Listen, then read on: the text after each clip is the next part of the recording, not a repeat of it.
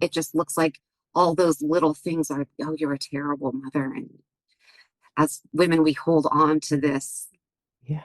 weight and guilt of like, oh, I just need that 30 seconds. But, Yeah. and this idea of, yeah, we can be very angry and also be good moms. We can be irritable and still be good moms, all the things and still be good moms. And no one ever really said that to me. Like I just Mhm. assumed they were all these negative emotions were mutually exclusive from this good mom that I felt like I needed to be. Welcome to the Awaken Your Wise Woman podcast, where we hold your sensitive nature front and center. Because your sensitivity is a gift that needs polishing up every day. In our world of high stimulation, there's rarely a chance to sit back, listen, and go deep. Join me as I hang out with highly sensitive women and the healers who support them as we dive deep into all things sensitive, healing from childhood wounds, cool alternative methods for growth, and all the ways your sensitivities make you a powerful force to be reckoned with. So let's take a drive or a walk, or let's get comfy on the couch with a soft blanket and beverage. You're in for some wholehearted, soulful conversations with truly amazing women like you. Let's grow a strong community of awakened, sensitive women together. Hi, and welcome back to the Awaken Your Wise Woman podcast. I'm your host, Biz Cush, and I just want to say thank you. I appreciate you as a listener. I appreciate recently, I've had quite a few friends and quite a few women who are a part of my meditation group that I attend weekly tell me they've listened to the podcast, that they've shared the podcast, and how meaningful some of the episodes have been for them. So, just I just appreciate hearing that, but I also just appreciate actually connecting with listeners because so much of what we do as podcasters just goes out into the ether and we have no idea who's listening, how it lands, if it's a positive effect, if not. And to hear some in person feedback on the podcast has been so lovely. And if you're a listener and would like to share your thoughts on the podcast, I'd love to hear them. You can always email me through my website. You can DM me through Instagram. Yeah. And if you just want to reach out to share your thoughts on the podcast or episodes that have been meaningful to you, I would love to hear it. So this week's guest, Jess Althoff, she is great. We really connected around motherhood and anxiety. And I don't often have conversations with young moms or moms with young children these days. And so it was really, really lovely. It was really great to connect with her. But before we jump into that, if you are looking to build community with other highly sensitive women, the membership is open for registration. The Circle of Sacred Sensitivity is open for you to join. It's only $19 a month, and we gather together monthly. That's included in the $19. There are meditations, there are energy practices, there are spaces to connect with other highly sensitive women across the globe. And it's really a space for you to build a community of for us to build a community of highly sensitive women. And it's been really important for me in my life to have my circle of highly sensitive women. So it felt important to me that's what has driven me to build this membership because I know the value and I know how much it has served me to be in communion, be in conversation, to get support from other highly sensitive women. So if you're curious, you can go to my website, elizabethcush.com, and you will see the Circle of Sacred Sensitivity right at the top on the right. So you'll see it there, and you can click on that and learn more about it, as well as how to register. So, again, we are talking to Jess Althoff today, and she is a mom. She is a woman who has experienced anxiety, and that's impacted her life as a highly sensitive woman. So, we are she's sharing how breath work has supported her in her life and in motherhood. So, I'm really excited to share this conversation. So, let's just jump in. Hey, Jess, how are you? I'm good. How are you? Good. Welcome to the Awaken Your Wise Woman podcast. I'm super excited to jump into this conversation, but I'm guessing some of our listeners may not know who you are. So if you could share a little bit about yourself, that would be awesome. Yes, of course. I'm Jess. I write a blog called Raising Slow, and it started honestly as a way to kind of hold myself accountable because I was right when I had my second baby. I just was all over the place. I was struggling with postpartum anxiety, probably some general anxiety, some rage, and I needed to figure it out. So I started writing things down and I got back into meditation.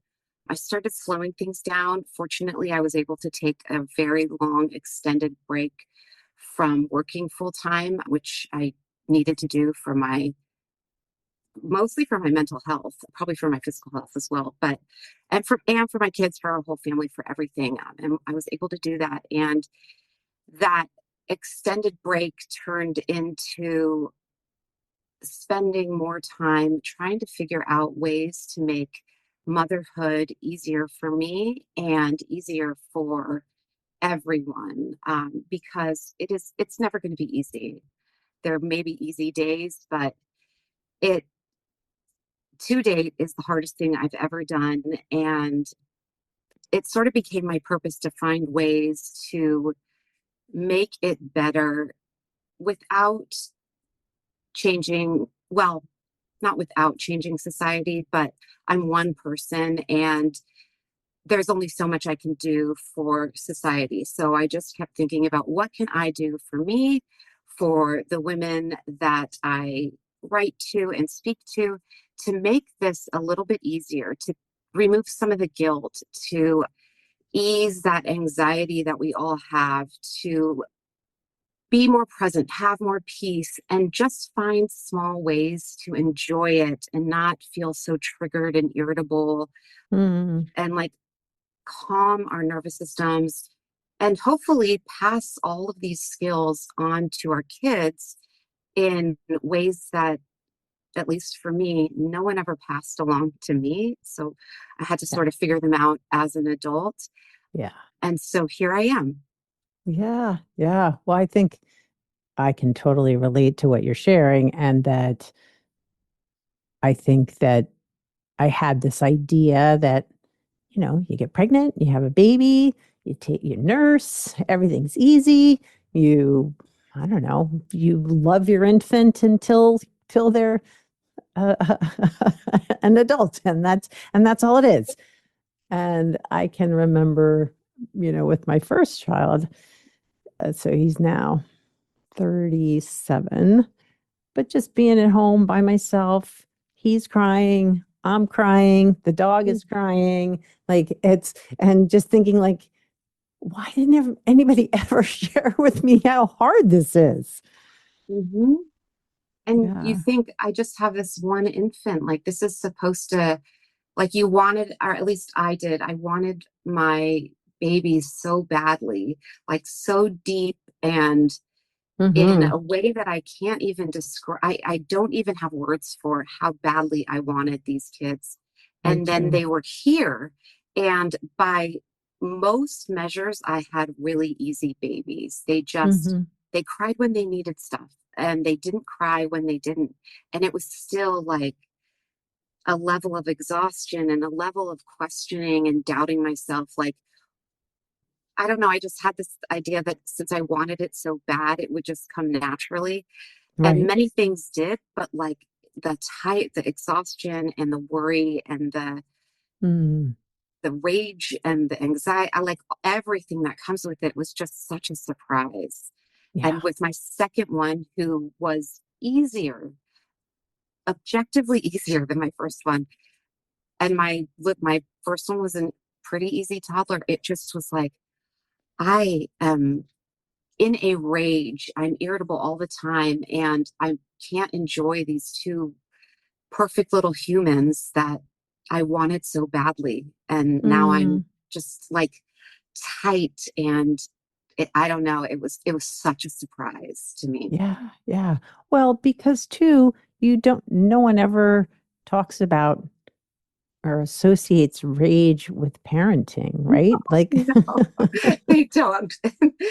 No, they do not.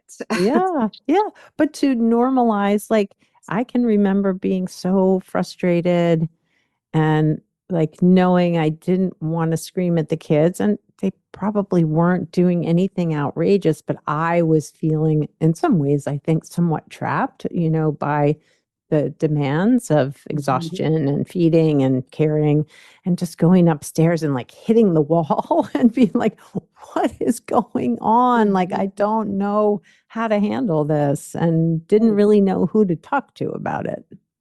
And there are no, at least none that I knew of, there were no examples of a good mother who also is irritable and angry and just so tired that like leaving her baby to cry for 30 seconds longer because 30 seconds felt like it gave you a Oh, little extra. Like there are no examples of that it just looks like all those little things are, oh, you're a terrible mother. And as women, we hold on to this yeah, weight and guilt of like, oh, I just need that 30 seconds. But yeah. and this idea of, yeah, we can be very angry and also be good moms. We can be irritable and still be good moms. All of the things and still be good moms. And no one ever really said that to me. Like I just Mhm. assumed they were all these negative emotions were mutually exclusive from this good mom that I felt like I needed to be. Yeah, yeah. Well, I know you shared in the beginning of this that like you weren't really given the tools to manage your nervous system and figure out how you were feeling and to take care of yourself. I know I wasn't either. And so much of what I was feeling, like my family really didn't talk about feelings. So it was just like all inside, right? And nowhere for it to go. Mhm. Yeah, yeah, yeah. But it sounds like, I mean, I know too that I really wanted to do things differently. I didn't want to raise my kids in the same way as you were saying, like passing these skills on to our children. Like I wanted to be sure that I could do a different job, hopefully better job than Yes. I felt. Not that my mom was a bad mom or my dad was a bad parent, but No. they didn't have the skills either. Mhm. Yeah, I mean, I feel wholeheartedly that both of my parents did exactly the best that they could with Yes. what they were given. And Yeah. so now I need to do better Yeah. because they did a lot better than Hmm. the tools that they were given were, which were absolutely none. I think. Yeah. So I don't Yeah. think they did a bad job. Like I said, they did the best that they could with what they had. Yeah, yeah. And so for you, when you became a mom, it sounds like that sort of started a transformation or at least an awakening to do something different, to find a way to help you manage what was going on inside. Yeah, it did. I had I had meditated most of my adult life. And then at some point, I mean, again, you're just so tired. At some point between my two kids or after I don't know when, I lost my meditation practice. And that was about 3 months in with Gusty, my second kid. Hmm. I realized, oh, this is a piece that's missing. Like this is something that has given me peace and grounding and relieved some of the physical tightness. I very quickly talked to my doctor and got some therapy. And I did a lot of the things in that first year to just, and again, like I said, I stepped away from my job Mhm. and I just like took a step back and just realized that I can't do any of this without taking care of myself. And that like sort of moment of, oh, I am an important piece of this puzzle. I can't just give and not take care of myself. I have to prioritize at least a couple of things. Like I don't need to get a haircut and go to the gym or like all the things that I was used to doing before I had kids. But I did recognize that at a certain point, I needed to prioritize my mental health and my physical health. And that is it. And have take some time for myself. And so we got better. My husband and I got better at scheduling. We took a really long nap every Saturday. We just got a lot Mm. better at like recognizing that we needed to build things into our schedule that gave me at least a little bit of time alone. Mm. And I things got better and but I struggled with anxiety. And looking back, I think I always had anxiety. It just manifested in different ways as a teenager and then as a young adult than how it manifests now. Now it's like a complete tightness in my chest and Mm. it's very physical.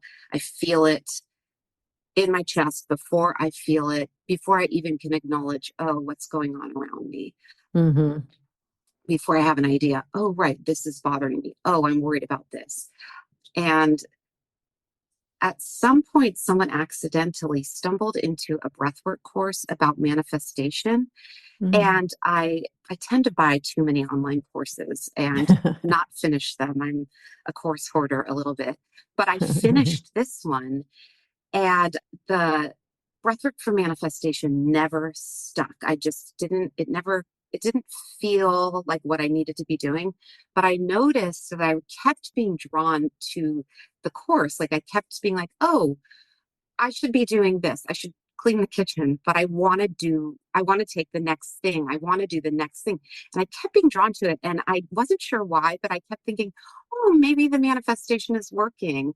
Uh, Maybe this is like why I'm being drawn to it. But what I realized at the end of it is that after the lesson and then the practice, I felt so much better. I was like lighter. So mm. again, my body was drawn to it because I would take these I would do these breathwork practices about manifesting.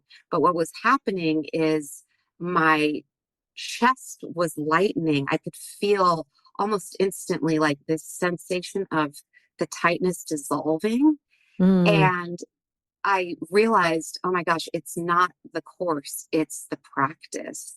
And so Mhm. I started just kind of, you find something that you're like, wow, this works for me. I love it.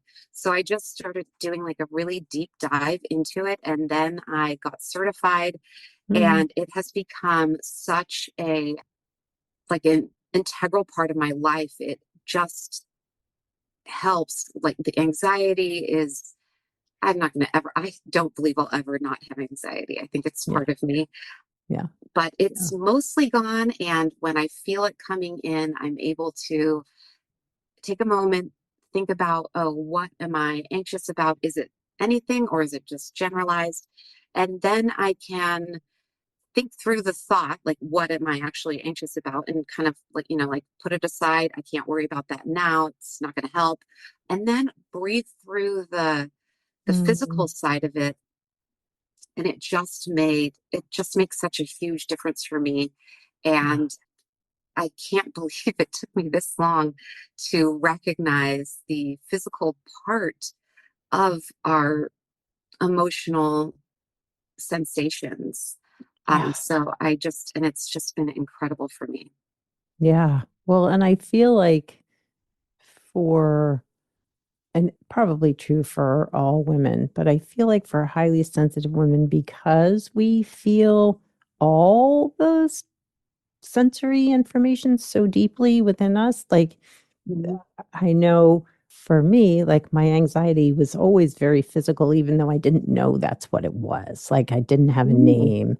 I didn't But know. as you said, like the chest tightening or headaches or irritability or whatever it might be. But yeah, yeah. I know I've done some breath work, but also just meditation and deep breathing Mhm. have been a game changer for sure. Right. Yeah. And Yeah. just like recognizing the physical piece that the emotion is attached with so that you can just sort of be more aware of what's happening and what you can address. A couple of months ago, a friend of mine passed away somewhat suddenly, and I kept having these waves of I would going about my day, cooking dinner, picking up the kids, whatever. And I would have these waves where I just felt like my breath was getting taken away and I was Mm, lightheaded or nauseous. And I kept being like, what's going on? What's wrong with me? And then I would be like, oh, right. I'm grieving right now. Take mm. that breath, like feel into it. And so my body kept feeling this sensation of grief before it Was conscious. before yes. And it was not, I mean, it wasn't nice, but it was more pleasant than I think it could have been, because the moment that the emotion hit, I was more ready for it. I had that like, Hmm. oh yes, I'm grieving, and I could acknowledge it rather than it in the past, the something like that would just hit me and I would be cooking and just sort of freeze, or my kids would be talking to me and I would freeze and not know how to react. But I could kind of take that moment, feel Mm, it internally, and then be ready for the emotion to kind of take over and yeah. accept it a little bit better than I think I have been able to in the past. Yeah. Yeah. It's funny to me to like just realize how often our bodies are speaking to us that and Mhm. we're so good at sort of just charging through life and not listening. Mhm. Yeah, But I know for me, if I'm noticing like the physicality of the anxiety just as it's beginning, it's so much easier to manage and address it and be with it than like waiting until, it's time for bed and then I'm like, I can't sleep. yeah, spinning. Yeah. Yes, exactly. Catching it on the up rather than when you're up Yeah, here, like, ah. totally. And yeah, and I feel like I'm guessing probably breath work one works on a physical, like through our nervous system, through the vagus nerve and things like that. Mhm. But two, giving yourself permission to slow down and be with whatever is Absolutely. happening. Yeah. Yeah. Wow. Yep, Mm, that nice Vegas work, the Vegas nerve toning just can really, yeah. yeah, Yeah. bring Well, things and down. yeah. Well, and I think too, it can be cumulative. As we continue to practice, it's easier to one, notice what's going on, but two, then be with. And so you're not up here and suddenly having to manage it all, that you're kind of paying attention along the way. So it's not quite such a crisis when it hits, if it's coming. That the accumulation aspect has been the part that for me has been the best for my parenting. I think because when I first started getting into it, yeah, I would notice that the anxiety was going, I felt peace, and the calm would sort of last a little bit. I mean, who even knows? But I would Hmm. feel at ease for 20, 30 minutes after most of the time. And I could go back to it. Like if I was feeling irritable in a line, like at Target, I could go back to it whenever I needed to. But what I noticed, maybe I would say maybe a year or two in, is that my kids would do things that typically would just like make my skin crawl, or Hmm. really, my older son has the tendency to think of a song or a line or a sound and repeat it over and over and over again. And I've gotten to the point where I don't notice it. And then I notice it, and immediately it's like so annoyed. I'm like, I just want to scream at him to stop. Mm, But it's that like background noise to completely heightened. And I can handle, well, he's older, so we're both getting better at it. But I've noticed that I can acknowledge it and say, just be like, hey, you're doing that repeating thing again, sweetie. Like, how many times? Three. We have to, and like we can just have a conversation about it mm. instead of me being like, ah, like I Stop don't, it it. doesn't, Yeah, it's not, right. I don't feel myself get as tight immediately. I can acknowledge it without feeling my whole Mm. body tense. And it's just something that, yes, my nervous system has calmed the rest of the time too, which is very helpful with two boys. they are, Totally, they want to totally. push the nervous system. So maybe I should have asked this at the beginning of the interview, but being familiar with breath work, I understand it. But there may be listeners who are like, what are they talking about? Breath work. This is like you just breathe all the time, right? I mean, yeah. So Yeah. maybe give a little explanation about what breath work is like. Yes, that is a great question. So I have a colleague who doesn't even like calling it breath work because it isn't work. We are breathing all the time, but most of us aren't breathing correctly, and most of us aren't using our breath in ways that are beneficial to us.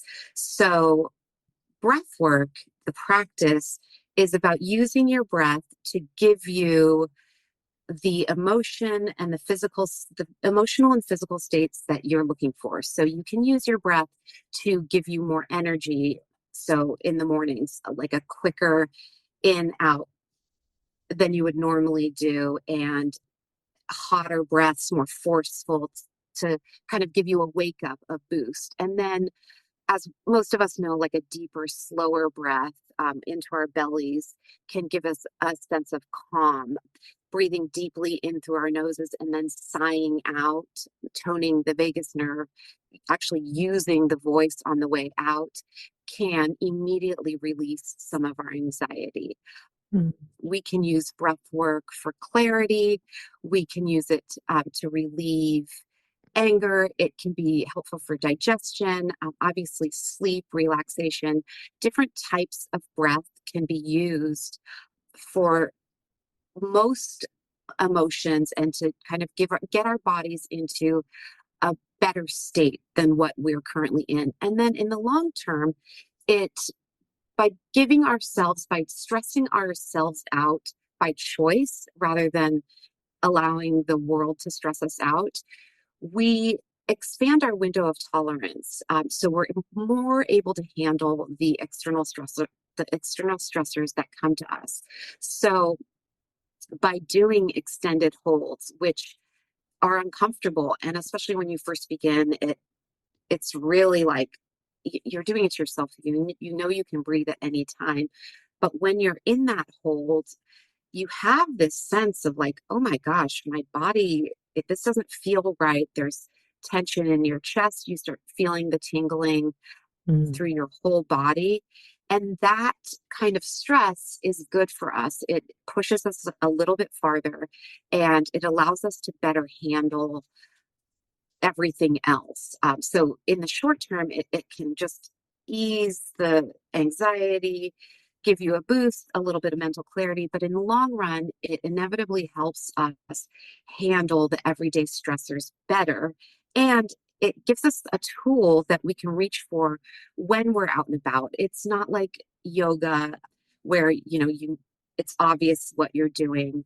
But with breath work, you can, like I said, be in the line at target and just start slowly breathing, really breathing deep into your belly and counting 5 in, 7 out with a really short hold, 8, 4 to 8 if you need, or like box breathing. in for four, hold for four, out for four, hold for four, and just extending it as long as your physical body. The four can be as long as you can tolerate. But these tools help us instantly in the moment, but also in the long term, they just give you this ability to be more in touch with your body, to have a sense of safety in your body, where your body is a place of relaxation, of peace, of calm, and doesn't feel all of those physical symptoms associated with anxiety, stress, overwhelm, depression, irritability, all of it, however everybody feels them. Yeah, yeah, yeah. Oh, great explanation. And amazing to me how simple most of the techniques are. I Mhm. know that I often do box breathing if I am like at night sort of agitated, or I find I wake up and I'm having a hard time going back to sleep. It becomes almost meditative, because you're counting and you're breathing, and yeah, yeah, it helps me Yeah. take my mind away from whatever it was that was circling around. It does. And for me, meditation has always been difficult. Breathwork gives me something sort of to do when I'm in that, when I'm trying to clear my mind. So it's a little simpler, at least for me, because I'm usually doing some sort of counting. I have something to focus on, Mhm. and it's easier than just sitting in stillness, Yeah, at least yeah. for me.